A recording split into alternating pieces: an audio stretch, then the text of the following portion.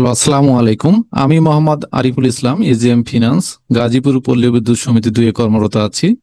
আজকে আমরা দেখব আমাদের অনলাইনে রিটার্ন দাখিল করার ক্ষেত্রে আমাদের হিসাব শাখা থেকে বেতন বিবরণী এবং আয়কর প্রত্যয়নপত্র নিয়ে কিভাবে অনলাইনে রিটার্ন দাখিল করতে হয় সেটা আপনারা দেখে নেবেন। এবং আজকে শুধুমাত্র আমরা দেখব যে আমাদের অনলাইন থেকে বেতন বিবরণী এবং ইনকাম ট্যাক্স প্রত্যয়নপত্র কিভাবে আমরা ডাউনলোড করব এবং সে অনুযায়ী রিটার্ন ফিল আপ করবো। তো শুরুতে আমরা দেখি যে আমাদের বেতন বিবরণীটা কিভাবে পাবো। আমরা এখানে একটা ওয়েবসাইটে ক্রোম ব্রাউজারে গিয়ে আমরা লিখব পিবিএস, পল্লী বিদ্যুতের পিবিএস, ফিনান্সের ফিন, টেকনোলজির টেক। হ্যাঁ, এটা হচ্ছে সাইট আর এটা হচ্ছে ব্লগ সাইট। তাহলে আমরা দেখলাম কি পিবিএস ফিনান্সের ফিন টেকনোলজির টেক .blogspot.com। এটা একটা আমার ব্লগ সাইট। এইখানে গেলে আমরা ডান সাইডের দিকে দেখতে পারবো যে স্যালারি অ্যান্ড ট্যাক্স সার্টিফিকেট। এখানে ক্লিক হিয়ার, এখানে আমরা ক্লিক করব। আচ্ছা, ক্লিক করার পরে একটা পেজ আসবে। আমরা একটু সময় নিচ্ছে।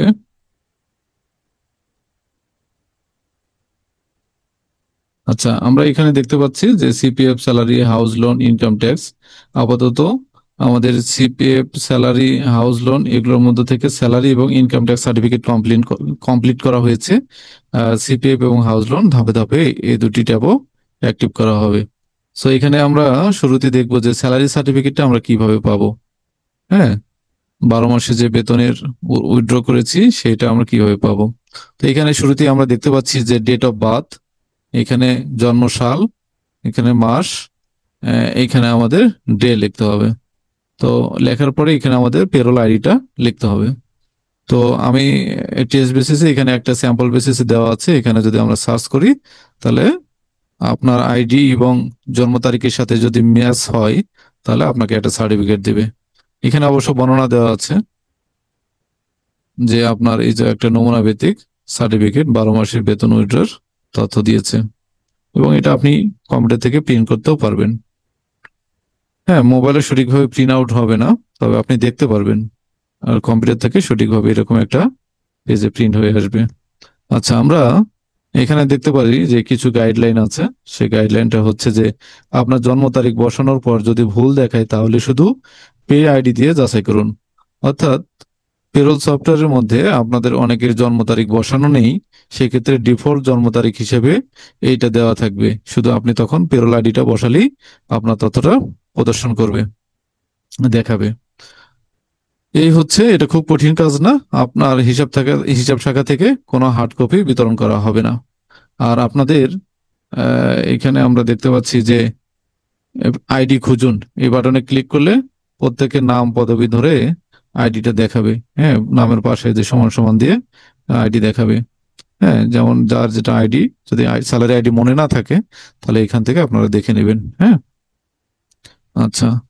আর জন্ম তারিখটা নিজ থেকে আপনাদেরকে বের করে নিতে হবে। এটা সার্টিফিকেটের জন্ম তারিখ, যেটা আপনার চাকরির ক্ষেত্রে প্রয়োজন হয়েছে জন্ম তারিখ, সেই তারিখটা এখানে বসাইতে হবে। আচ্ছা, এখানে জন্ম তারিখ বসানোর পরে আপনি সার্চ বারে ক্লিক করলেই আপনার তথ্যটা প্রদর্শন করবে। একটি দেখার পরে আরেকটি দেখার ইচ্ছা হলে এখানে রিফ্রেশ বাটনে ক্লিক করে আপনি পুনরায় আরেকটা আইডি বসে দেখতে পারবেন।